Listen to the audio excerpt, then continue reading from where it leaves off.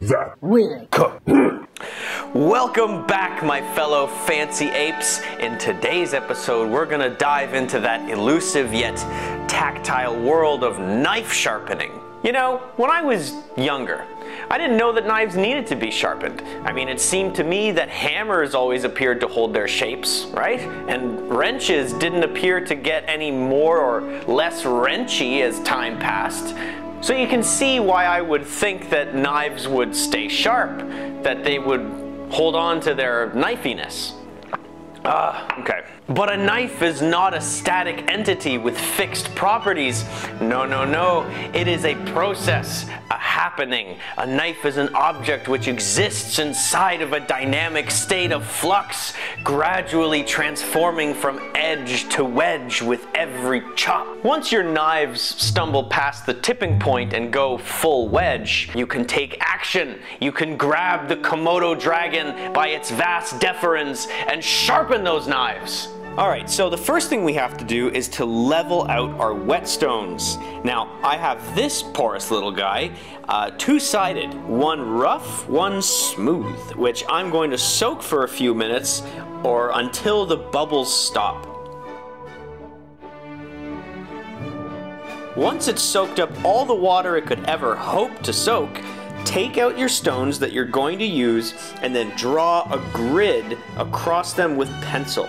This is a neat little trick that I picked up from the YouTube channel Perfection, a very informative channel that I learned a lot from when I was first getting into sharpening knives and I had no idea where to even begin.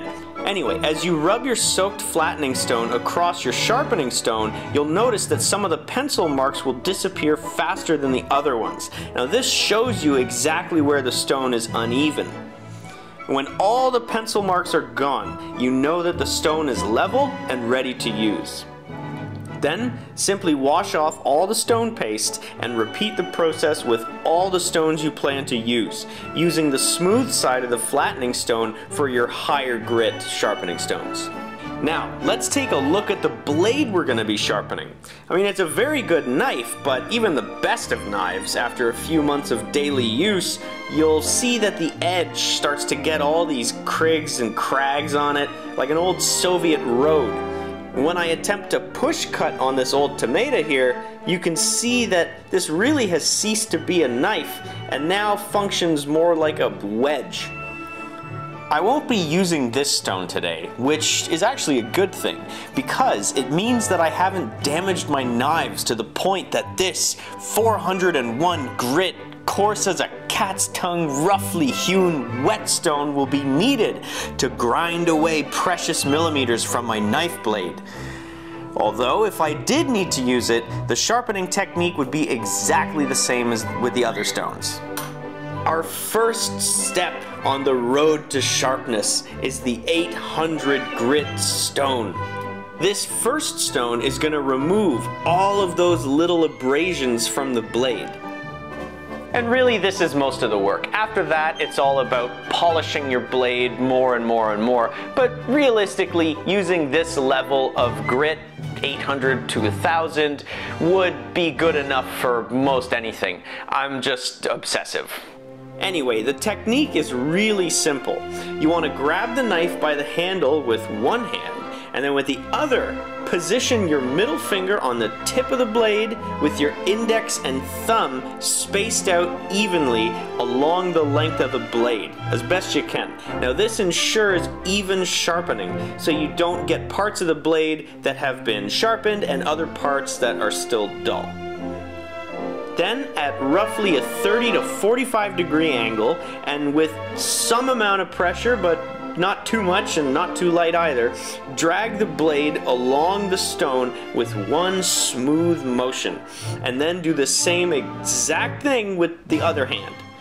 It's a very tactile process, so you kind of just have to get in there and figure it out. But once you do, it becomes very intuitive. See all that black stuff there on the stone? Those are tiny little particles from the knife that are actually being removed by the stone, and then they mix with the bits of stone that are being removed by the knife, and they turn into this paste which actually helps with the sharpening process. If you feel the stone is getting a bit dry, just splash some water on there, but don't wash off the paste that's been forming. After around 5 to 10 minutes of this, we can check on the blade, and if we see that all the nicks and little cracks have been removed, then we can move on to the next stone. If we do a little tomato check, we can see that the sharpness has increased quite a lot.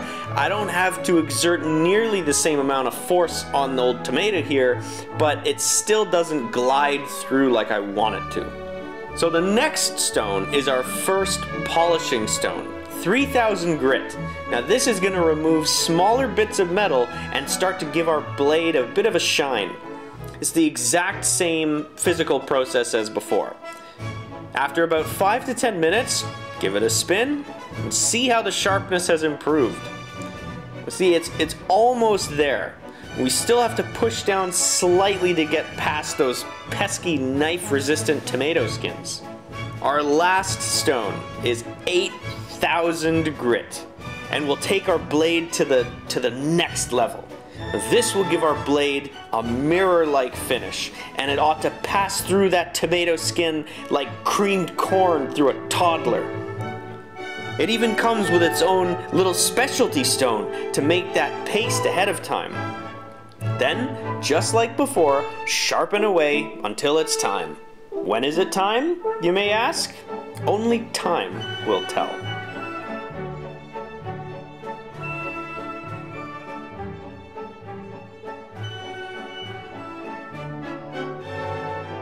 Look at that beauty. The knife, not me. I can see all my imperfections in that mirror-like shine. Woo! Passes right through like a lobbyist through Congress. We've got one last thing, and that's the leather strop. This will straighten out the wire edge on the knife, making it as razor sharp as a cutting instrument.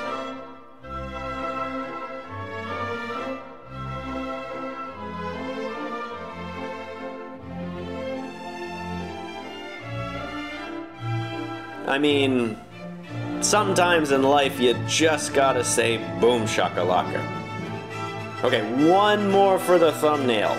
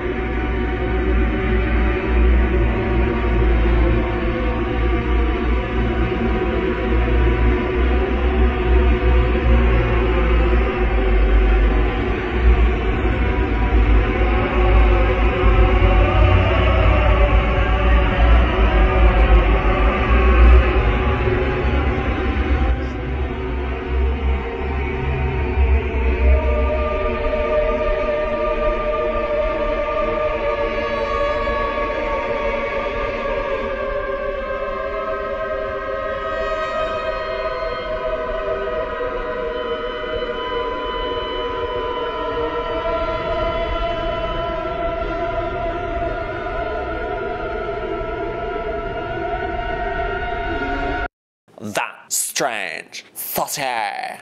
Bienvenue. Welcome back, everyone, to another creamy episode of That Strange Saucier, where in today's Hey, handsome. You look slightly out of place, but not in an irreverent wearing a Speedo to a funeral kind of way. More like a deeply disturbing being out of sync with the natural harmony of existence kind of way. I must have sharpened them too well. Cut through the very fabric of time and space.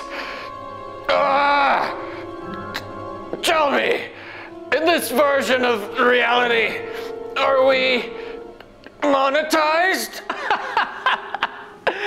No.